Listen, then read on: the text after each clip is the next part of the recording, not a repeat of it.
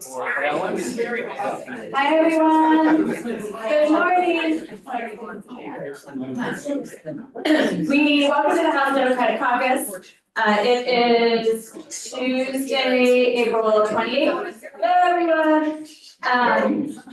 Good to see you all. Hopefully, we're out in the sunshine this weekend. We have a lot on our plate, so we're gonna go right to it. Except for two brief announcements. One. Should still be a relatively quiet week, but things are starting to pick up. So again, reminder, let leadership know if you are not going to be in the building for any length of time. It would be good if we knew like 24 hours beforehand would be great. So we can plan ahead, but the earliest, the better. And then I also want to remind everyone on Thursday from 5 to 7 in this room, the House Committee on Healthcare will hold a public hearing on primary care access in Vermont. So that is this Thursday from 5 to 7. Great, we are going to get started with Representative Lalonde, who is going to go through a slew of bills. So I'm just going to turn it over. We'll do questions after each one. Okay, good morning, everybody. Let's start first with applauding the fact that H 849 went into law.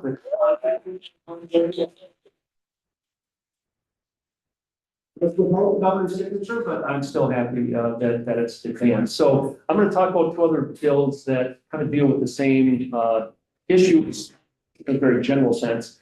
One is S208.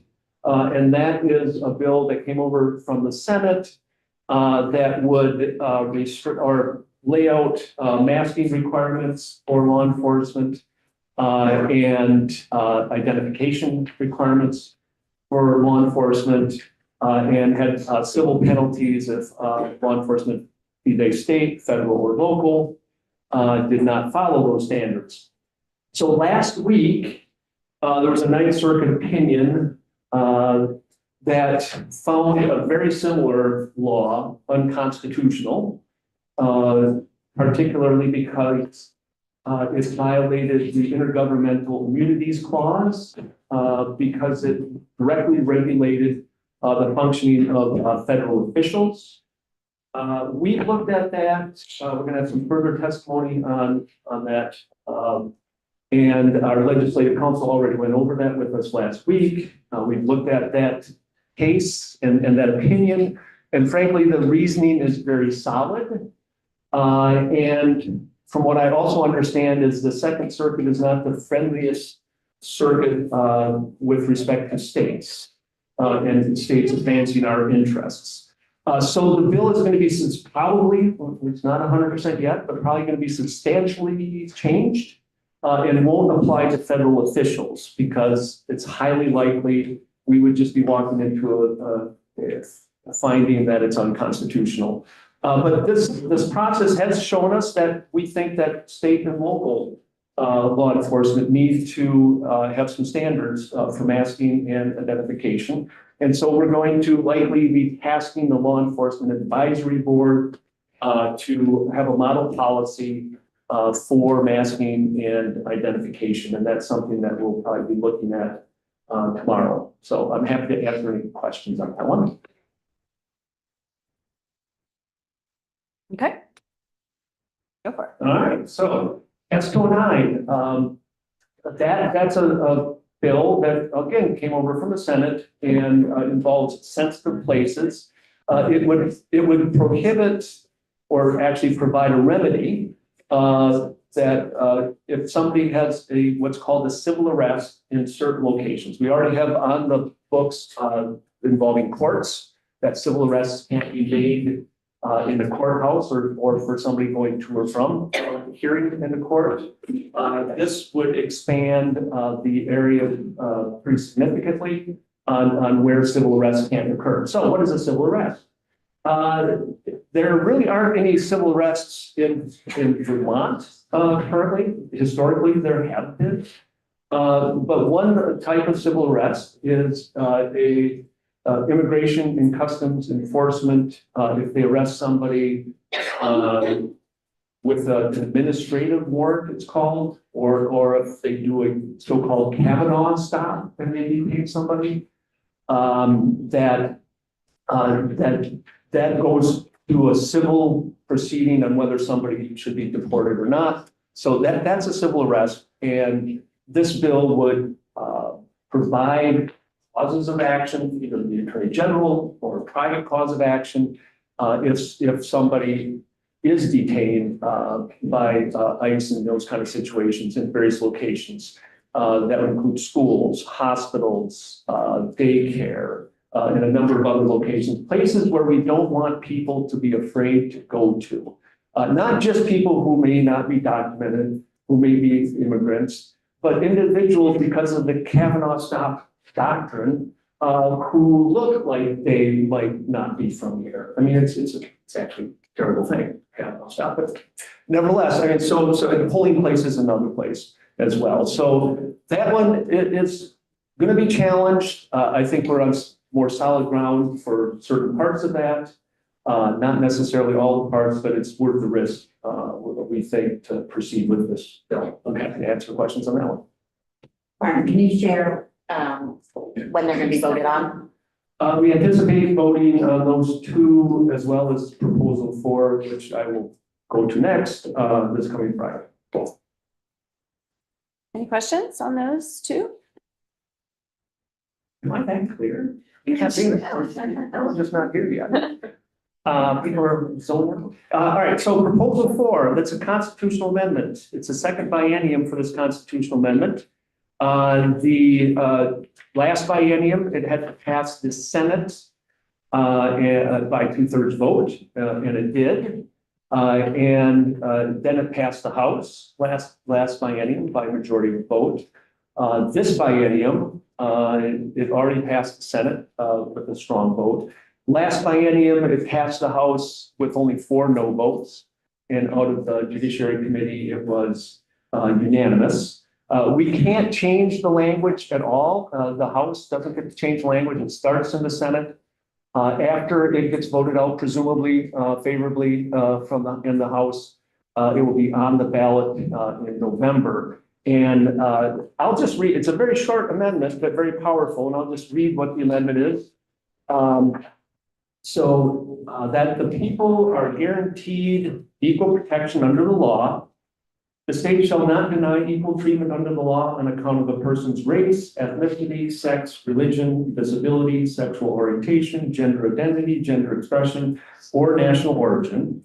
Nothing in this article shall be interpreted or applied to prevent the adoption or implementation of measures intended to provide equality of treatment and opportunity for members of groups that have historically been subject to discrimination. So we've had the testimony that we will be taking. We took last week. We had a public hearing, which is required under our rules, and we're ready to vote this coming Friday.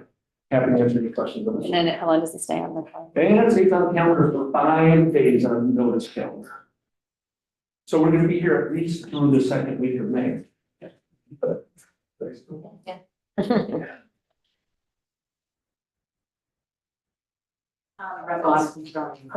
I'm just curious, I thought this was already constitutional. I mean, I don't understand what's different from this than what's already in law. So we do have the common benefits clause, and there's another clause, but it's not as specific and not as far reaching. The protected categories are broader in this amendment. Any other questions? All right, you got one more? Yeah, this one, maybe there'll be more questions. This one. This is S-193 forensic facility. And I'll start by saying that this is something we've been working on for a number of years. And it is intended to address a gap in our treatment availability for people who are criminally justice involved. This bill would be narrow and would apply to individuals who have been charged with an offense that carries a life sentence. And they have been either found incompetent to stand trial or not guilty by reason of insanity. A lot of the work has really been focused on the not competent to stand trial. There are more individuals that fall into that category. And this would be a competency restoration program that would try to restore an individual's competency so that they can be tried. But if they're not restorable, there are issues as far as public safety that need to be addressed as well, and continuing treatment. So there are 4 committees involved in this. The Judiciary Committee has jurisdiction or heads the bill right now. And we focused on the Judiciary Committee's part has been the process for individuals being committed to the forensic facility. We've really looked at due process issues, equal protection issues, and we're up to version 3, I think, that we're going to be coming out with hopefully tomorrow for more testimony. And I think we're pretty solid there. But there are concerns, significant concerns in my committee as well, but concerns related to stuff that's not in our jurisdiction. It's in corrections and institutions, and as informed by Healthcare Committee and Human Services. It's like, what is the forensic facility? What is the treatment that is there in the forensic facility? Where is it going to be, and who is going to run it? Those are all different committee. And if Alice wants to weigh in, I know that she's here on where on that involvement. Come on up. So Judiciary Committee stuff is beautiful. So. It could work. So the question is for the folks that Martin has just explained, the way the bill is drafted, those folks would be held in corrections. They would be in a correctional facility. They would be under the custody of the Department of Corrections. And there would be rulemaking in terms of how the operation of the facility would work with folks who are deemed either incompetent or not guilty by reason of insanity. It would be the Commissioner of Corrections that will lead the rulemaking in consultation with the Commissioner of Mental Health and the Commissioner of Bail. There is a lot of concern in our committee of holding these folks in a correctional facility. They have not been sentenced. They have been deemed or not deemed to be incompetent, so the evaluation needs to occur. And the way that the bill is came over from the Senate, the folks doing that evaluation and that assessment and that report back to the court on whether or not the person has restored competency or not is through our contractor the DOC has, WellPath, for our healthcare and mental health services. So there would be a director that would need to be employed through WellPath, through DOCs to make all these decisions. And we're really uncomfortable with this. We are putting out a framework at this point that would take away from DOC, but the Agency of Human Services really needs to come back with a real framework of what a forensic facility is. There's already a definition that was put in place back in 22 or 23. We want to use that definition, and we want the Agency of Human Services to really develop the program and the plan and not fall back on DOC. What we're hearing from DOC, we can absorb this in our budget. We already do it. They're already in our facilities, and it wouldn't be a problem. But we're seeing it as a real problem in incarcerating folks that are not competent to stand trial, and also folks who are not guilty by reason of insanity. Any questions? Candace White, Waitsfield, thank you. Just wondering, how many individuals in Vermont fall into this category, and are they currently in a correctional institution? So I see the chair of healthcare, and I don't see the chair of human services. The testimony that we've received, it can be anywhere from about 5 to 6 people per year that could be held. But that's not to say that those are the only folks coming through the court system where the court has asked for competency. You could have a non-hospitalization order, or you could have a hospitalization order for competency. So for those folks, under the category of what Martin's committee is working on, there's a possibility of 5 folks per year. It doesn't mean it's going to stay at 5. It could increase by 5 each year. So first thing you know, after a few years, you could have 20 folks who are held in our incarcerated facilities. Questions? I just would add that one of our concerns has been the possibility of somebody being held in perpetuity who's been deemed incompetent, and we've put some guardrails around that in the process, that if a person cannot be restored, they can be released if they're not a danger. But if they are continuing to be a danger, they will get treatment. Though the treatment can be provided, it's supposed to be provided in the least restrictive environment. So it may not necessarily be in DOC. So we're trying to have these exit ramps for individuals who are not restorable. And one thing that we're still considering in our committee is whether we actually have a hard stop, that if you can't get the person to competency within a couple of years, then they shouldn't be in this situation. But I think we actually have sufficient protections, because they're supposed to look at this periodically on whether somebody is restorable or not, and whether they are no longer a danger and should have a different, less restrictive environment. So, but if I can also add on to that, if it's deemed like what Martin just mentioned, after a period of time that the person's competency cannot be restored and has not been able to stand trial, it could be released back to the community. The way the bill came over to us from the Senate, it's DOC would monitor them in the community, which is not their role now for that. This is not to say that someone could restore the competency could be restored, which then means they could go to trial. And if they're competent to stand trial, and then they are sentenced, they went through the criminal justice system and they were competent to stand trial, they stood trial, understood what occurred, and were sentenced, they will be held in a correctional facility. It's those situations where a person cannot be restored, their competency cannot be restored, and are not able to go to trial. Or they've been deemed by the court not guilty by reason of insanity. And we would be holding them in a criminal justice corrections facility in perpetuity, pretty much. Okay, Barbara?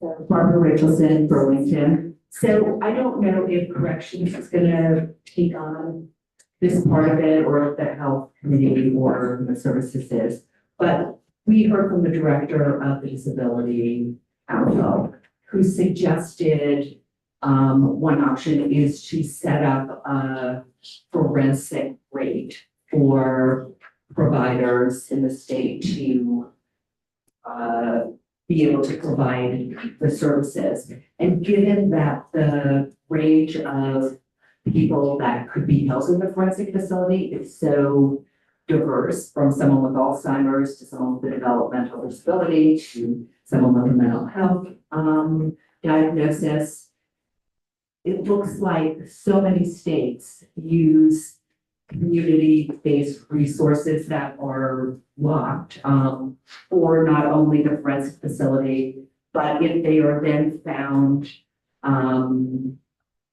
not competent to stand trial, or they end up being found insane. There are also sort of step down programs that could range from being in a locked facility if it's a safety issue or not. And so for us to just look at AHS and not look at some of the options that other states have done with really great outcomes seems a missed opportunity. We have one more? One more. Thanks very much, Mary Howard from the city.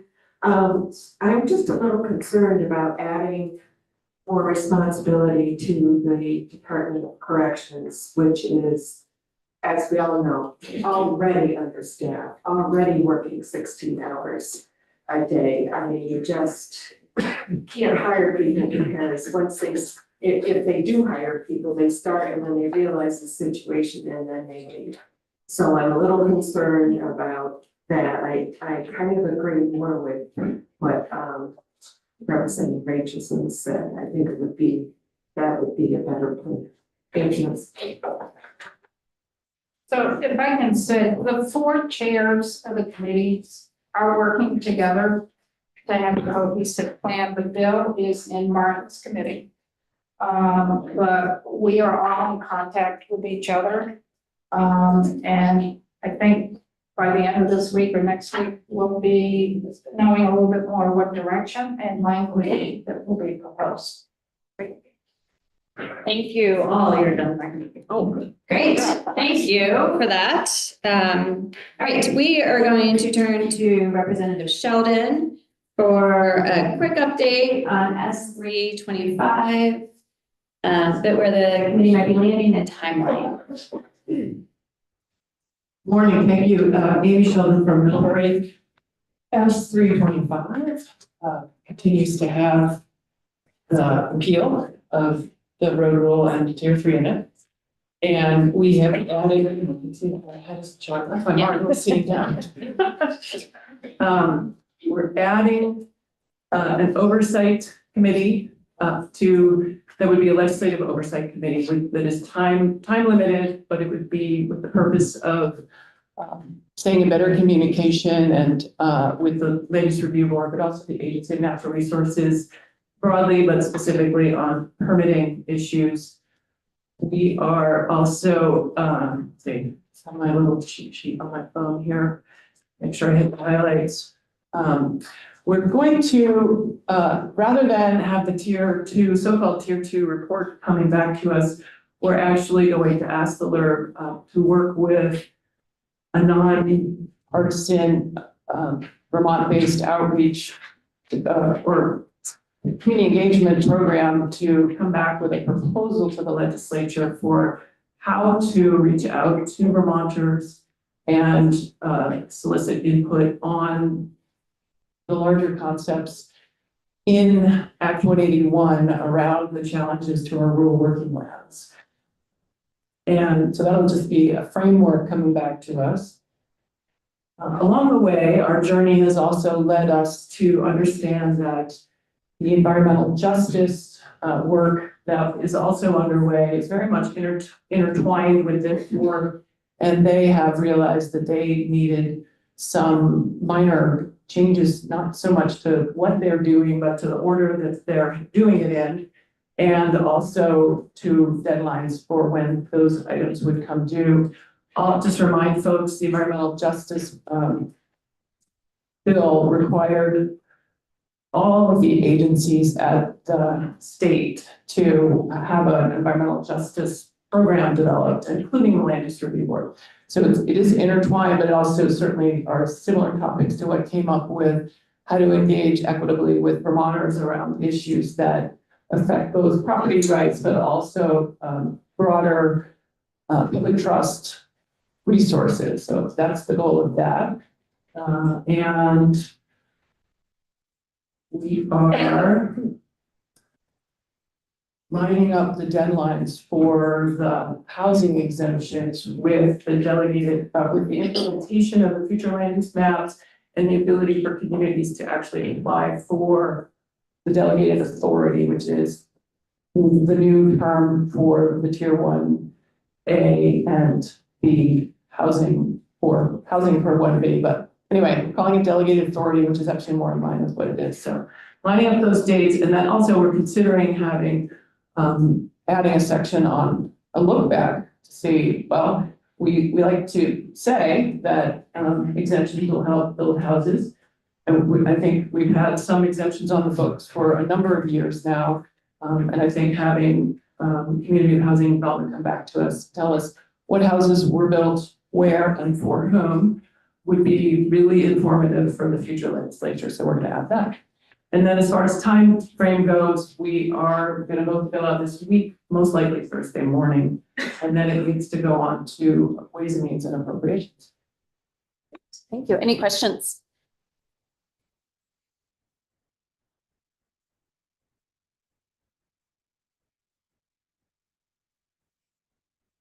And Harple Orleans Bar. I actually have 2 questions. One is that I have been receiving periodic updates with those changes, and I'm wondering when it will be okay to send those out publicly to the people in my community that are asking, or whether, you know, if that's too preemptive. And then, the other question is, I'm having a little bit of a difficult time understanding for the people that are still calling for a full repeal, what their concerns are now that the main things that they're asking for. So can you like articulate why people would still want, I'm not suggesting you do a full repeal, but what those concerns are? So a big shout out to LM Chapin, who's been doing amazing work on our communications. And I would say that the communications that she's been writing have been going out publicly. So I think you can share those. That's what we're doing. It's been transparent. So feel free to do that. And as far as I certainly can't speak for them, maybe you should ask them if you're still getting them. It's a little, I imagine it's hard for some folks to untangle the road rule in tier 3 from 181. But I do also think that, and to this point, we have removed some amendments around that came from the Senate that would have expanded exemptions in communities that are completely not prepared to deal with large scale development, which I find to be kind of the flip side of what we were found. I don't know what folks were feeling about protecting the environment. It cuts both ways. I think communities that have relied on Act 250 for the development of a review of large scale development in their communities deserve to be engaged in deciding whether that's what they want to do. So maybe it's that.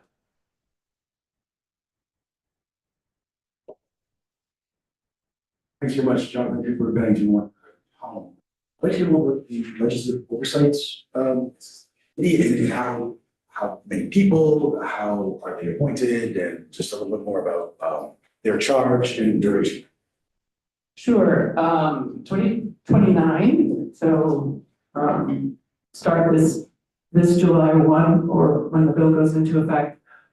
It would be actually 3 members from the House and 2 from the Senate, which is not to say that we don't appreciate our senators, but more, we have this convention in the building of asking the Senate of 30 people to carry the same weight that we do. And I have checked in with them, and they understand the idea that there will be 3 members from the House, 3 from the Senate, standard Speaker of the House appointee. And it's actually modeled very closely on existing oversight committees, which exist within a judiciary realm. Certainly, the Human Services have had oversight committees. There are 5, I think, or 6, if you look on the webpage. And our legislative council kind of took language from those. Is set up to be maximum of 8 times per year, and then would expire in 2029. All right.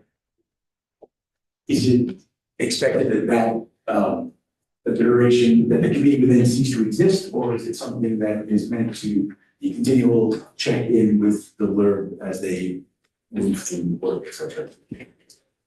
Right, well, I think any kind of expiration on something like that is just, it gives a future legislature the opportunity to see if it's doing what it was intended to do and whether they want to keep it going.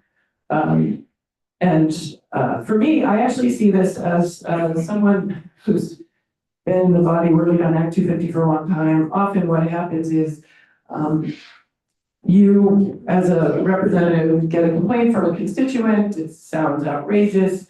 You come in and you decide to change statute for the whole state based on an experience that someone had. And so I'm hopeful that those experiences could be brought to this committee and then followed up on with the Land Use Review Board and figured out if this, what is the next, like, what is the source of this problem, and what should we do to address it, rather than using the one tool repeatedly of like creating a change to statute for the whole state based on whatever that was. Thank you very much. All right, one last question. Yes.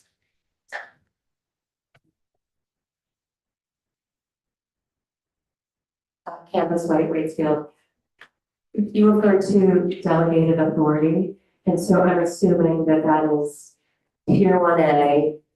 If a town has tier 1A, that will then allow them to be given this delegated authority, so they are making zoning decisions in place of Act 250. Is my assumption correct on what that is? Yes, and I think that's always been the way it was set up. And since, we're taking to heart the feedback that tiers are not a great idea. And actually, while I have this for a moment, I'll say that it was also never the intent that environmental protections would be less in our built environment. We actually still need a functioning landscape, including wetlands and river corridors. Obviously not as broad as the outlying areas, but we do need environmental protections to be consistent across the state. And so that would be applying in those areas as well. And to obtain this delegated authority, we're not going to change those requirements, but a town needs to demonstrate that they are actually meeting the 10 criteria of Act 250. And I'll say the history of this for me comes from my own work at the Millbury Planning Commission when we did a development review, which was very thorough at the town level, and we had almost all of the Act 250 criteria in our development review. And the developer said, well, now we're off to Act 250. And I was like, wow, that's amazing. And so that was 20 years ago, maybe now, where that was like, it was actually kind of the same review over again. But communities need to opt in, and they need to have robust planning review happening in their town. And you spoke of the lining up the dates. So is that going to be a rolling thing? I'm just unsure about how the process has gone through statewide, because I'm assuming that some areas have already gotten the 1A and they've moved forward and they've built housing and so forth. But so is this kind of like a rolling process? RPC finishes their mapping, meets with the towns, then they get the delegated authority. How's that? Presumably they could do that along the way.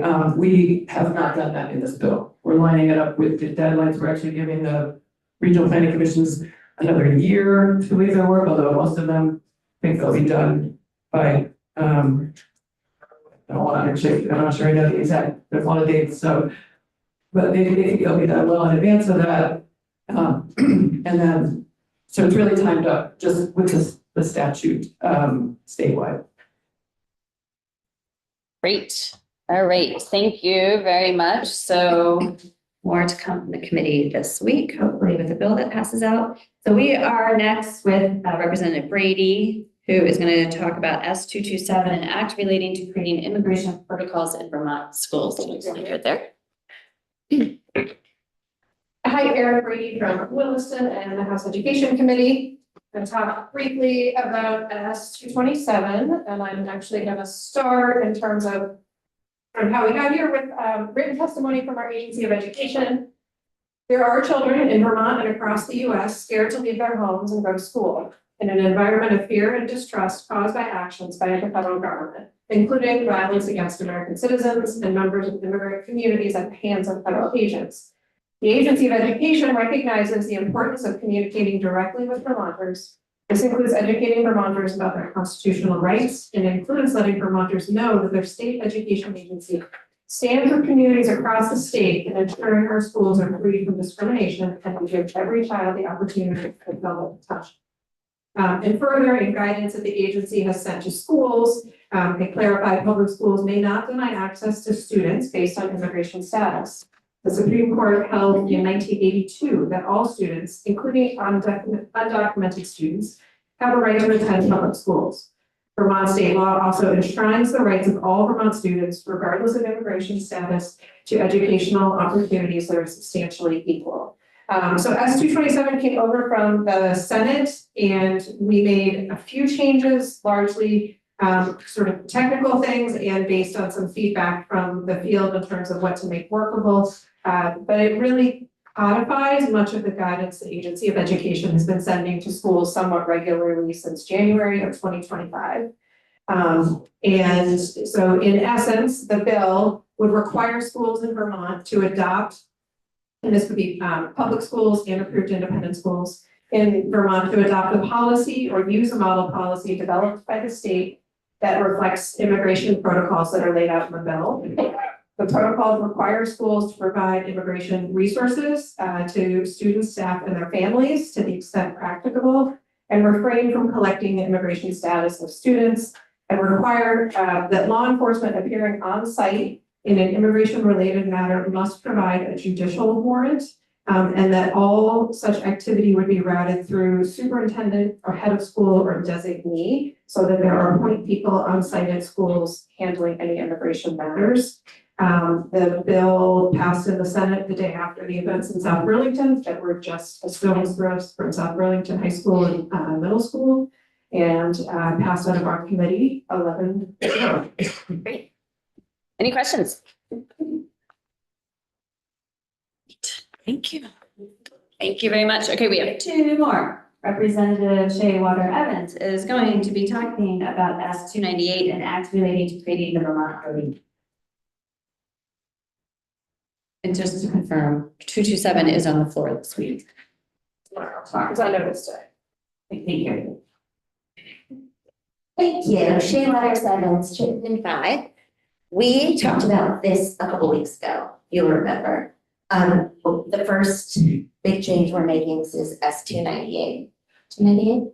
In the Senate, it's called the Voting Rights Act, but we're actually, one of the things we're doing when we amend it is changing it to the Voting Protection Act, because even though, if you'll recall, I'm sure you've all been thinking about this for the last few weeks, that a lot of the protections that are put into this bill already exist on a federal level. So we're just battening down the hatches and doubling up on it. It's nothing new that we don't already have. It's just bringing it to a state level as opposed to just having this as a federal law, right? In case something happens, which, you know, let's hope it doesn't. But anyway, so what we're doing is taking those laws, we're making them, they involve like voter dilution and denial, which has to do with creating, with district creation and making sure that we are not putting people who are in certain categories in situations where their vote is disenfranchised, basically. That's one thing that already exists. The part about intimidating voters might be familiar to you because it's part of H 541, which is something we already passed earlier, early February we did, and that's over in the Senate. So we're just, a lot of it is just making sure that everything is going the way we want it to go. The things that are new here, I'm sure people have heard about campaign finance disclosure forms. We've been talking about this a lot. We voted our final amended version of this bill out on Friday out of our committee. The vote was 10-0-0. I'm gonna trip and fall over this cord. I'm gonna stay over here. 10-0-1. What's that? 10-0-1. Did I say 10-0-0? That's right, it's 10-0-1. So which is great that happened. The thing that's a little sticky right now, but we're hoping it's gonna work out. We put in this version of the bill, there was, if you remember, there was some disagreement between the Secretary of State's office and the Ethics Commission. We have these campaign finance disclosure forms that you file. You have 3 things you have to file when you run for office, and one of them is this disclosure form. And so they were disagreeing about, we had created 2 years ago, so last biennium, in our big elections bill, or ethics bill, we said that the Secretary of State's office does have a link to these forms at the moment, but that the Ethics Commission was to create and maintain these forms. There was a disagreement about what create and maintain meant. There is still actually a disagreement, to be frank, between the Secretary of State's office and the Ethics Commission about what that phrase means, but luckily they have us to figure this out for them. And we took tons of testimony. We talked about this forever and ever. So the conclusion that we arrived at, what we voted out unanimously -1 on Friday, was that the Ethics Commission is going to create these forms. It's a campaign finance disclosure form. They are going to maintain it, meaning they are going to host it on their website, and they are going to also answer questions about it if candidates, people who are filing to run for office have questions. the Secretary of State's office, on their website, they are going to link to all those things. They're gonna link to the FAQs, they're gonna link to the forum, they're gonna say, if you want this forum, here's where you go. If you have questions, here's where you go. But they are not going to actually post it on their website. And the reason why is because if these documents, like the same document, exists in two different places, and then they have to update one, and then the other, for some, whatever reason, even if the Ethics Commission is maintaining it, if the Secretary of State's office doesn't get that information quickly enough or doesn't make the changes right when the Ethics Commission does, then it's going to be very confusing for everyone. There could be two different forms existing, there could be two different versions and two different answers for the frequently asked questions. So it's best if it exists in one spot, which is with the Ethics Commission. And then if you go to the Secretary of State's website and you want to, access the forum, or you have a question, you want more information, it will tell you where to go. There will be information there. You won't just be alone at sea on the Secretary of State's website regardless. So those are the big changes that we made, and changing it to the Voter Protection Act, the name. And I think that is it as far as what's changed since the last time we talked about. And it's also on the floor this week. It is on the floor this week, I believe tomorrow. Great. Any questions? Awesome. Great, thank you. All right, last but not least, Representative Duke is talking about S327 and act relating to economic development. Thank you.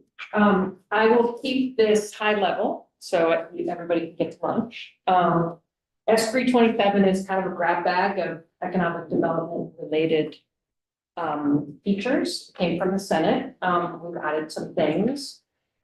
There is a section in which we're creating a report that the Department of Economic Development will do to assess and inventory small business resources, technical assistance resources. The bill extends the length of the Convention Center Task Force for another year. It VEGI, the Vermont Economic Growth Incentive Program, it removes the sunset from VEGI. However,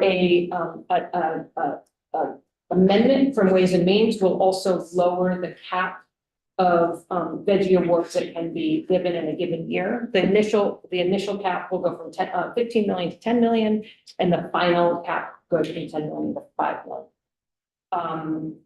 It creates a couple of things related to the culinary and hospitality workforce. One is a task force that's looking at post-secondary opportunities, options, ways we can improve training for workers in Vermont.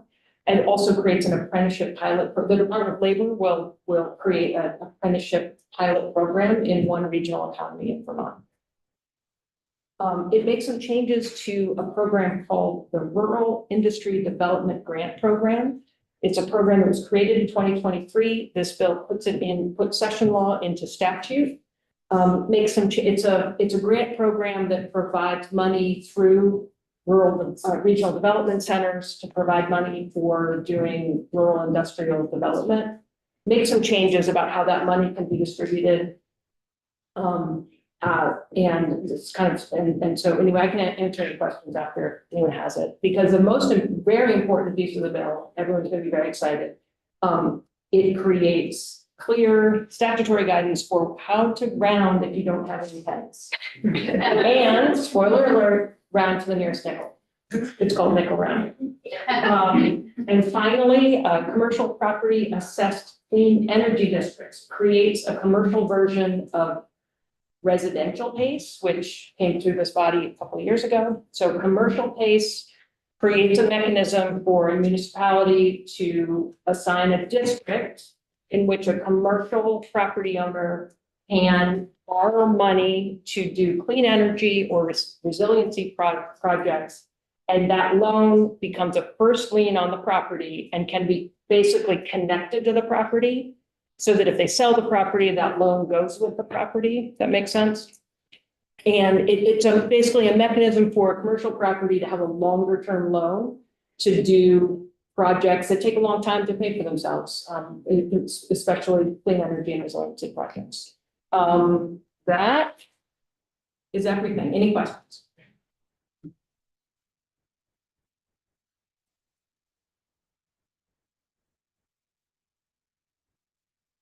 Representative Bishop of Colchester, just clarification on the last point, you said the loan goes with the property, so it would not have to be paid at closing on the sale on the property. It would continue its life under the new ownership. That's right. That's right, that's a mechanism, and it is, it's considered a first lien on the property, so basically yes, I'll just say yes. Yes. Yeah. Kate Lally, Shelburne. Did, you guys decide that, HOAs, were qualified under the CPACE program for these loans? So we did not discuss or take any testimony by HRAs. And that is, I would imagine, yeah, I can't answer that question. We were talking about commercial properties, so I'm not sure if HOAs are probably not considered commercial properties, so, right, that would be residential base, which does exist already in the state. I'm not super familiar about how the mechanisms are different for residential base, but. Thanks, I'll look into that.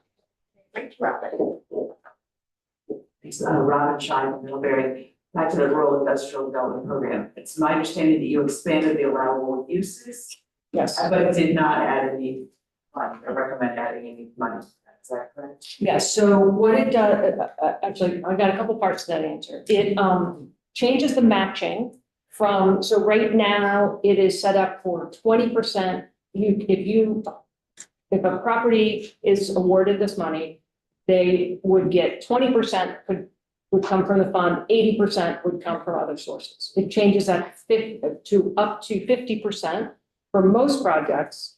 However, if it's considered a federally impacted project, which is a property that has been impacted by actions of the federal government, and also, so for example, actually a great example of that would be the Newport downtown, which the big hole. And also there's a couple other pieces to it. It also has to either be in a REAP zone, which is, what does REAP stand for? A rural, it's basically a rural area that needs economic development, REAP zone. Or it has had a federal designated natural disaster in the last 5 years. Those projects can get more money, up to like $1 million or more, plus and we did not put any money, but I noticed in the Senate one time budget, they have money for this project, for this program in their, what you will be seeing soon enough. So they put $2 million into the Senate one-time budget. And what was the thinking behind increasing the percentage of money that the state gives for these projects, especially federal projects? So the thinking about the cap was that there is $2.5 million in this fund right now, and to help deploy this money. So it's not designated that it's it's not necessarily a federal project. It's saying up to 50%. It increases the matching percent, right? So if you put a 50% of the project, 50% could come from RIDIC. The federally impacted is not necessarily a federal project. It means it was impacted by actions of the federal government. So that's the one that goes up to 50%. No, that's the one that can be more money, more. Oh. That could be, yeah, more Not the dollars. difference in the match. The match is still up to 50%. Right. Great, thank you. And so this, I believe, is in approps today, and sorry, approach this afternoon, so we can talk more. I'll actually double check on a couple things for you, and then we'll talk at one. And so it should be on the floor by next week. Great. Wonderful, thank you. All right, and I'm sorry, we have one more quick thing, because Representative Shea Warner Evans said she had to say something super important. And then I thought of something else I forgot, so it's two things actually, but they're important. Okay, I just wanna let everybody know, it said, the bill also says we are delaying the fines and penalties. You'll remember it's $10 a day up to $1,000 if you don't file. We're not suspending these indefinitely, we're not canceling them, we're not postponing them forever and ever. We are just going to delay them until the end of May next year to make sure that we get the forms in place and that everybody, when they file next year, or in following years that everything is squared away. Because, which brings me to my next point, which is that yesterday was the first day that people could file their paperwork to run for office. And it is okay for people to file 2 of the forms without the campaign finance disclosure forms, or not campaign finance, without the financial disclosure forms. So many forms. And so you can file to run for office, you can turn everything in, you can keep this one, you don't have to file it because technically one doesn't exist, and that this is the important part, the town clerks know, and they're not gonna ask anyone for it when they file. And just after the fact, everyone can file that particular form, so you can go ahead if you're running for office and just file what you've got, and we'll take care of it later. And the key is to take care of it later, so that the form, when the form is available, we encourage everyone to still file. Oh, yes, Yes. you will, for sure. There's a question. Don't go anywhere. Edie Granning, Jericho. Do we have an estimate on when the form might be available so that we can be on the lookout for it? There is an idea of a form floating out there. It's not complete yet.